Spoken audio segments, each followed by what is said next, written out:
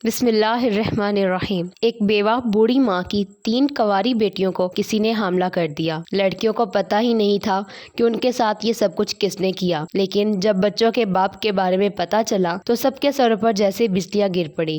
لہٰذا گزارش یہی ہے کہ جوان بچیوں کے والدین اس ویڈیو کو آخر تک ضرور سنیے گا۔ ایک بیوہ بوڑھی عورت تھی جس کی 6 بیٹیاں تھیں۔ اس کا کوئی بیٹا نہیں تھا۔ اس کی بیٹیاں بہت ہی خوبصورت اور نیک تھیں۔ اس نے اپنی بچیوں کو بہت ہی اچھی تربیت دی تھی اور انہیں ہر وقت گھر میں ہی رکھتی، لیکن اس کی زندگی میں تو قیامت کب آئی جب اس بوڑھی عورت کی بڑی 3 کنواری بیٹیاں حاملہ ہو گئیں۔ اور حیرت کی بات یہ تھی کہ تینوں بیٹیوں کو پتہ ہی نہیں تھا کہ ان کے ساتھ یہ حرکت کس نے کی۔ اور جب اس رات سے پردہ کھلا کہ ان 3 لڑکیوں کو حاملہ کرنے والا شخص کون تھا تو یہ سن کر سب کے پاؤں کے نیچے سے زمین نکل گئی۔ کہانی کچھ یوں ہے کہ ایک بادشاہ کا دربار لگا ہوا تھا۔ بادشاہ اپنے دربار میں بیٹھا سبھی فریادیوں کی فریاد سن رہا تھا۔ لوگوں کے بیچ میں ایک بوڑھی عورت روتی ہوئی آئی کہ چہرے پر اداسی چھائی ہوئی تھی۔ بادشاہ کو عورت کے چہرے کی طرف دیکھ کر کہنے لگا، یا اللہ، آپ کو کیا پریشانی ہے؟ یہ سن کر عورت نے دربار میں چاروں طرف دیکھا اور خاموش ہو گئی۔ وزیر غصے سے بولا، آپ بتائیں کہ آپ کی پریشانی کیا ہے؟ اب ادھر ادھر کیا دیکھ رہی ہیں؟ اپنی پریشانی بتائیں تاکہ ہم اس کا حل تلاش کر سکیں۔ عورت بادشاہ سے رو کر کہنے لگی، بادشاہ سلامت، دراصل میرا جو مسئلہ ہے وہ میں سب کے سامنے بیان نہیں کر سکتی۔ میں صرف آپ کو اکیلے میں ہی بتاؤں گی، کیونکہ میں بیوہ عورت ہوں، میرا کوئی بیٹا نہیں اور میں اپنی 6 بیٹیوں کے ساتھ اکیلی گھر میں رہتی ہوں۔ اگر میں اپنی پریشانی سب کے سامنے آپ کو بتا دوں گی تو مجھے ڈر ہے کہ میری بیٹیوں کو کوئی خطرہ نہ ہو جائے اور کوئی آدھی رات کو ہمارے گھر نہ گھس آئے، اس لیے میں آپ کو پریشانی اکیلے میں بتانا چاہتی ہوں۔ بادشاہ کافی پریشان ہو کر سوچنے لگا کہ یہاں اتنے بڑے بڑے مسائل لے کر لوگ آتے ہیں اور انہیں سب کے سامنے ہی بتاتے ہیں، یہ عورت سب کے سامنے کیوں بات نہیں کرنا چاہتی؟ بادشاہ نے کہا کہ آپ اپنی پریشانی مجھے بتا دیجئے، یہ سارے آدمی میرے بھروسے کے ہیں، آپ کو کوئی نقصان نہیں پہنچے گا۔ وہ دکھی بوڑھی عورت رو کر بولی، نہیں بادشاہ سلامت، میں آپ کو اکیلے میں وہ بات بتاؤں گی۔ تو بادشاہ نے وزیر کو کہا کہ اس عورت کو میرے ساتھ کمرے میں لے آؤ تاکہ یہ مجھے اپنی بات بتا سکے۔ 2 سپاہی عورت کو بادشاہ کے کمرے میں لے گئے۔ جب وہ اندر آئی تو بادشاہ اس سے کہنے لگا کہ آپ کی کیا پریشانی ہے؟ وہ عورت روتے ہوئے بادشاہ کے قدموں میں گر گئی اور زاروں کی طرح رونے لگی۔ بادشاہ ہکا بکا رہ گیا اور کہا کہ مجھے آخر بتائیے کہ بات کیا ہے، میرا دل بیٹھے جا رہا ہے، کون سی ایسی بات ہے جس کے لیے آپ نے مجھے اکیلے بلایا؟ بادشاہ کہنے لگا کہ یہ میں ہرگز برداشت نہیں کر سکتا کہ میری سلطنت میں کوئی اتنا دکھی ہو، اور میں آپ کا دکھ جان کر آپ کے دکھ پر مرہم رکھنا چاہتا ہوں، اپنا دکھ مجھے بتا دیجئے۔ تو وہ عورت رو کر کہنے لگی، اے بادشاہ سلامت، میں بیوہ عورت ہوں، میرے شوہر کی وفات کافی عرصہ پہلے ہو چکی اور میرا کوئی بیٹا بھی نہیں، میری صرف 6 بیٹیاں ہیں۔ میں امیر گھروں میں جا کر برتن دھوتی ہوں اور ان کے کپڑے دھوتی ہوں، ان کے گھروں کے کام کرتی ہوں، اور امیر گھروں سے جو بچا کچھا کھانا ملتا ہے وہ لا کر میں اپنی بیٹیوں کو کھلا دیتی ہوں اور اپنا گھر ایسے ہی چلا رہی ہوں، اور اللہ کا شکر ادا کرتی ہوں کہ پھر بھی میں نے کبھی کسی سے کوئی شکوہ نہیں کیا کہ میں ایسی غربت کی زندگی جی رہی ہوں، کیونکہ میرے ساتھ میری 6 بیٹیوں کا ساتھ ہے جو کہ بہت ہی پردے دار ہے، وہ کبھی بھی گھر سے باہر نہیں جاتی اور نماز کی پابند ہیں اور ہمیشہ اپنے سر پر دوپٹہ رکھتی ہیں۔ میری زندگی ایسے ہی چل رہی تھی۔ ایک مرتبہ میری بڑی بیٹی کی طبیعت خراب ہوئی، میں اپنی بڑی بیٹی کو حکیم کے پاس لے کر گئی تو حکیم کہنے لگا کہ تمہاری بیٹی امید سے ہے اور تمہاری بیٹی حاملہ ہے۔ یہ بات سن کر میرے پیروں کے نیچے سے زمین ہی نکل گئی کہ میری بیٹی کی تو ابھی شادی بھی نہیں ہوئی تھی تو یہ حاملہ کیسے ہو گئی؟ جب میں نے اپنی بیٹی کو گھر لے کر آئی تو میں نے اسے زاروں کی طرح مارنا شروع کر دیا اور اسے پوچھنے لگی کہ بتاؤ کس کے ساتھ تم نے منہ کالا کیا ہے اور یہ بچہ کس کا ہے؟ جب میں نے اپنی بیٹی کو کافی مارا تو وہ رونے لگی اور تڑپنے چلانے لگی، میرے آگے ہاتھ جوڑ کر کہنے لگی کہ اماں، میں نہیں جانتی کہ یہ بچہ کس کا ہے۔ اے میری پیاری ماں، مجھ پر یقین کرو، میں نے کبھی کسی کے ساتھ بدکاری نہیں کی، میں کبھی گھر سے باہر ہی نہیں گئی، میں نے کبھی کسی انجان شخص کے ساتھ بات نہیں کی۔ میری پیاری ماں، مجھے نہیں پتا یہ بچہ میرے پیٹ میں کیسے آیا۔ بوڑھی عورت نے کہا کہ میں نے اپنی بیٹی پر یقین کر لیا۔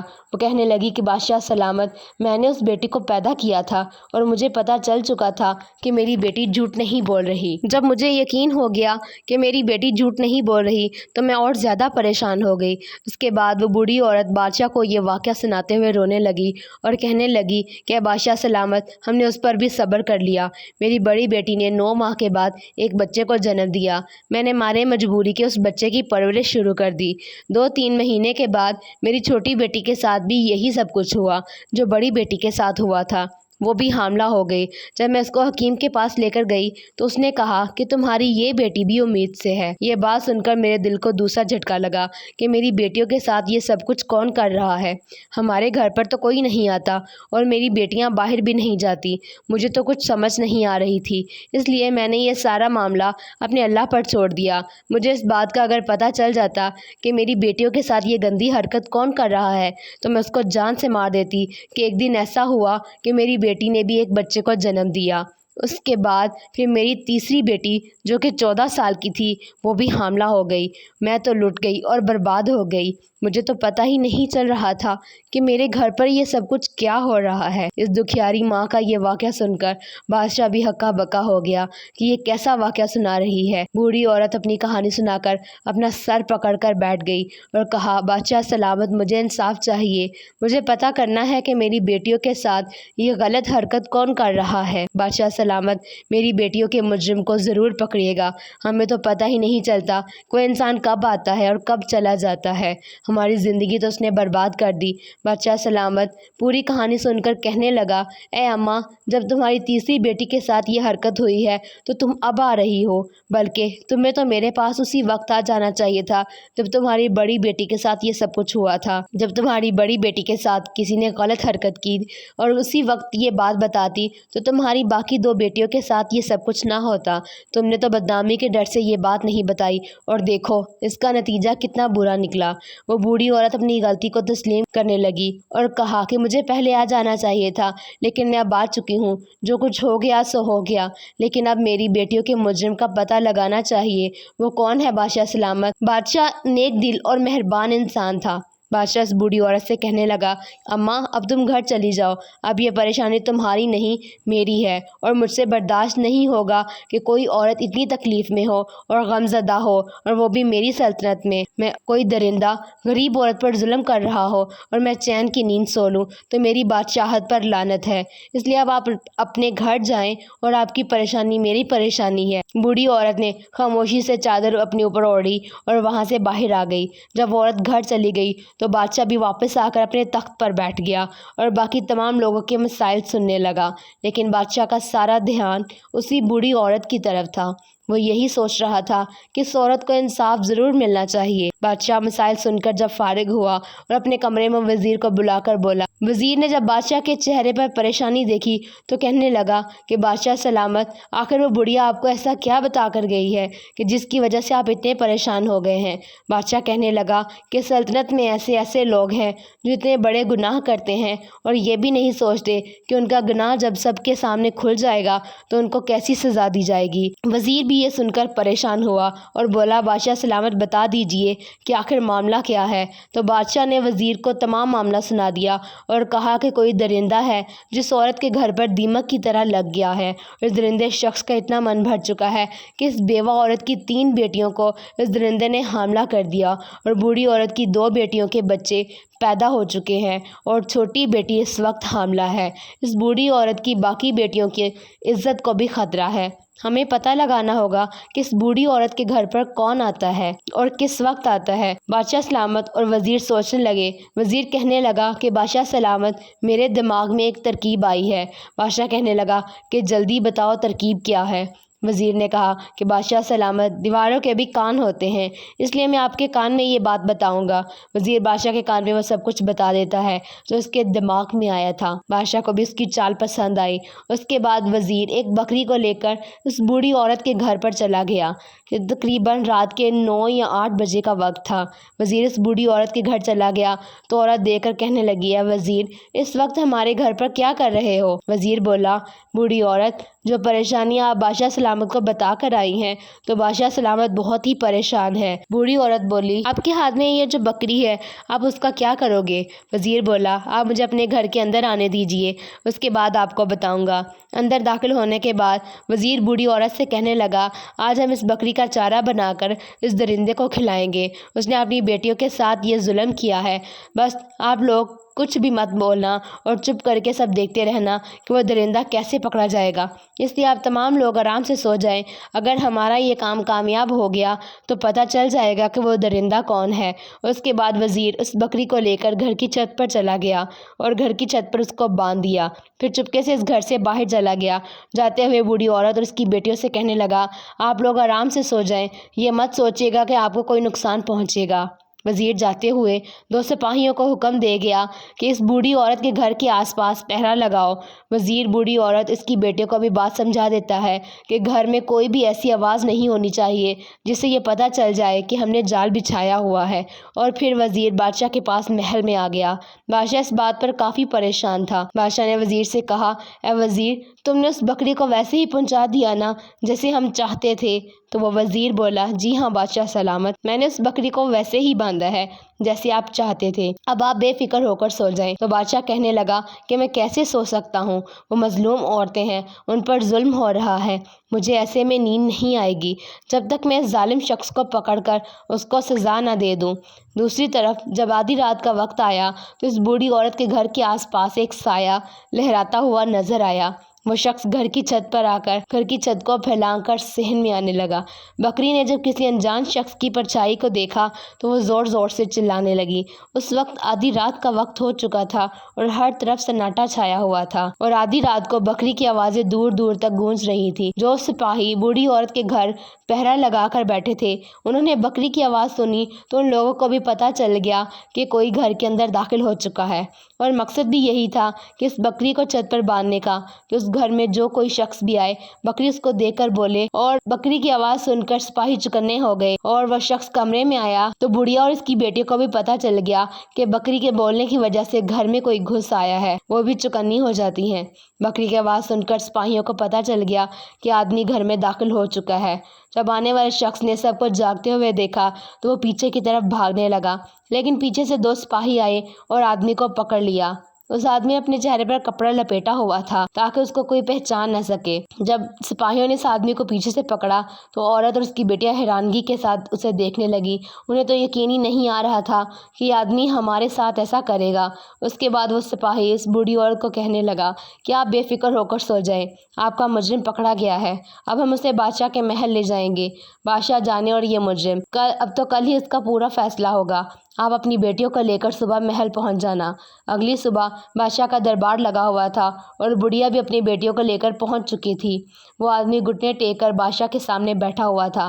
آدمی کے ہاتھوں کو ہتھکڑیاں لگائی ہوئی تھی۔ اس وقت اس آدمی کا چہرہ ڈھانپا ہوا تھا۔ بادشاہ سلامت کے پاس وہ بوڑھی عورت اور اس کی 6 بیٹیاں آ گئیں۔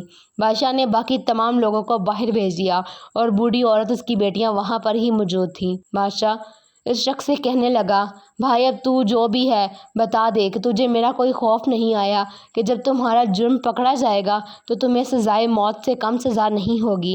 بادشاہ سلامت اپنے سپاہیوں سے کہتا ہے کہ اس آدمی کے چہرے سے نقاب ہٹا دیا جائے تاکہ میں بھی تو دیکھوں کتنی ہمت کس میں ہے جو اس مجبور بوڑھی عورت کی 3 بیٹیوں کو حاملہ کر دیا۔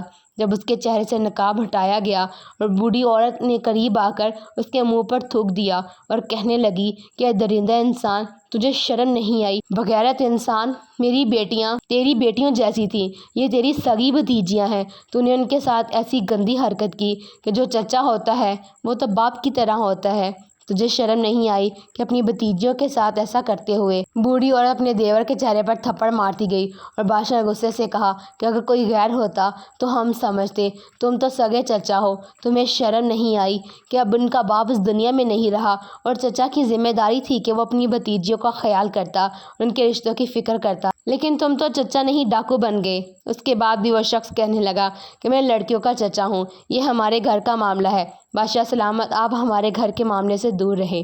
بادشاہ نے اپنی تلوار نکال کر اس کی گردن پر رکھ دی اور کہا کہ سچ بتا۔ اس آدمی کو خوف آ گیا اور وہ بتانے لگا کہ بادشاہ سلامت ہم 2 بھائی تھے، میرا بھائی مجھ سے بڑا تھا جب اس کی شادی ہو گئی۔ اس وقت میری شادی نہیں ہوئی تھی۔ میرا بڑا بھائی مجھ سے بہت محبت کرتا تھا اور میری بہت فکر کرتا تھا کیونکہ میں سب سے چھوٹا تھا۔ لیکن جب میرے بڑے بھائی کی شادی ہوئی اور اس کی بیٹیاں ہوئیں تو اس کے سر پر ذمہ داری پڑی، تو میرے بھائی کا دھیان مجھ سے ہٹ کر اپنے گھر والوں کی طرف ہو گیا اور تب سے میرا بھائی مجھ سے کم محبت کرنے لگا۔ وہ اپنی بیٹیوں سے زیادہ محبت کرتا تھا۔ میرے دل میں میرے بھائی کے لیے نفرت پیدا ہو گئی کہ میرا بھائی ایسا کیوں کرتا ہے۔ میرے اپنے بھائی سے نفرت کے نتیجے میں اپنی بھابھی اور بھتیجوں سے بھی نفرت کرنے لگا۔ اس کے بعد میرے بھائی کی وفات ہو گئی۔ جب میرے بھائی کی بیٹی جوان ہوئی تو وہ بہت ہی خوبصورت تھی۔ میرا دل اس پر آنے لگا اور میری نیت خراب ہونے لگی، تو میں نے اپنی بھابھی سے کہا کہ آپ اپنے بڑے بیٹے کی شادی کر دیں، لیکن بھابھی نے میری بات نہیں سنی۔ میری بھتیجی جوان تھی، اس کی شادی نہیں ہو رہی تھی اور میں جب بھی اپنی بھتیجی کو دیکھتا تو میرے دل میں گندگی پیدا ہو جاتی، میرا دل مجھے مجبور کرتا۔ اس کے بعد میرے دل میں شیطان پیدا ہو گیا۔ میں ایک حکیم کے پاس گیا، اسے کہا کہ مجھے کوئی ایسی جڑی بوٹی دو جسے سونگھنے کے بعد تمام لوگ سو جائیں اور بعد میں کوئی حرکت بھی نہ کر سکے۔ میں حکیم سے وہ جڑی بوٹی لے کر گھر کی چھت پہ لانگ کر ان کے گھر میں آ جاتا اور بھابھی اور اس کی بیٹیوں کو وہ جڑی بوٹیاں سنگھوا دیتا تو آرام سے 5-6 گھنٹے تک بے ہوش پڑی رہتی، اور جس کے ساتھ میں نے بدکاری کرنی ہوتی میں اس کے ساتھ بدکاری کر لیتا، اس کو اسی حالت میں چھوڑ دیتا کہ اس کو پتہ ہی نہ چلے کہ اس کے ساتھ کچھ ہوا ہے، اور پھر میں اپنے گھر واپس آ جاتا۔ اور جب میری بھتیجی صبح اٹھتی تو اسے معلوم ہی نہیں ہوتا کہ اس کے ساتھ کیا ہوا ہے۔ یہی کام میں نے مسلسل ان تینوں کے ساتھ کیا، لیکن کاش میں بکری کو دیکھ کر سمجھ آتا کہ یہ بکری مجھے چارہ بنانے کے لیے باندھی گئی ہے تو میں واپس چلا جاتا۔ میرا دھیان بکری کی طرف گیا ہی نہیں کیونکہ میرا سارا دھیان تو بدکاری کی طرف تھا۔ اس کے بعد وہ شخص جب اپنے گناہ کو تسلیم کر لیتا ہے تو بادشاہ وزیر کو حکم دیتا ہے اور وزیر اپنی تلوار نکال کر اس کے سر کو قلم کر دو۔ وزیر ایسا ہی کرتا ہے۔ اس طرح وہ درندہ اپنے انجام تک جا پہنچا۔ اس درندے شخص کو اور ظالم چچا کو سزا مل چکی تھی۔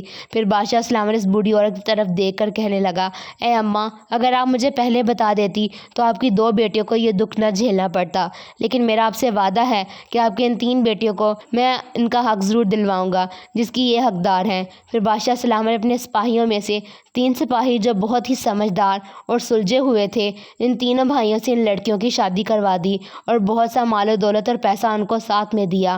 بوڑھی عورت رو کر بادشاہ کا شکریہ ادا کرنے لگی۔ بادشاہ نے کہا کہ آپ بے فکر ہو جائیں، جب آپ کی باقی 3 بیٹیاں بھی جوان ہو جائیں گی تو مجھے بتا دیجیے گا، میں ان کے لیے بھی کوئی اچھے سے لڑکے دیکھ کر ان کا رشتہ کروا دوں گا۔ اور یہ تھی ایک انصاف پسند بادشاہ کی کہانی اور ایسے درندے چچا کی کہانی۔ چچا جو باپ کی طرح ہوتا ہے اور بالکل باپ کا عکس ہوتا ہے۔ اس کہانی سے 2 بہت بڑے سبق سیکھنے کو ملتے ہیں کہ کوئی چاہے کتنا بھی اپنا ہو، کسی پر کتنا بھی اعتبار کیوں نہ ہو، لیکن اپنے بچوں کے معاملے میں کبھی بھی کسی پر اعتبار مت کریں، کبھی بھی کسی پر اتنا بھروسہ مت کریں کہ اس کے بعد آپ کو پچھتانا پڑے۔ اور دوسرا سبق ہمیں یہ ملتا ہے کہ اگر کسی بھی قسم کے ظلم پر آپ خاموش رہیں گے تو آپ کے ساتھ ایسا ہی ہوگا۔ کسی بھی ظلم کے خلاف اسی وقت آواز اٹھا لینی چاہیے، کیونکہ اگر آپ ایسے ہی ڈرتے رہیں گے تو وہ شخص آپ کو مزید ڈرائے گا اور زیادہ دبائے گا۔ اس لیے جرم کے خلاف اسی وقت آواز اٹھا لینی چاہیے جس وقت ظالم دستک دیتا ہے۔ اگر یہ عورت اسی وقت آواز اٹھا لیتی اور بادشاہ کو سب سچائی بتا دیتی کہ اس کی بیٹی کے ساتھ یہ سب کچھ ہوا ہے تو آج اس کی 2 چھوٹی بیٹیاں محفوظ ہوتی۔ اللہ پاک سے دعا ہے کہ اللہ پاک ہمیں بھی نیکی کرنے اور گناہوں سے بچنے کی توفیق عطا فرمائے۔ آمین۔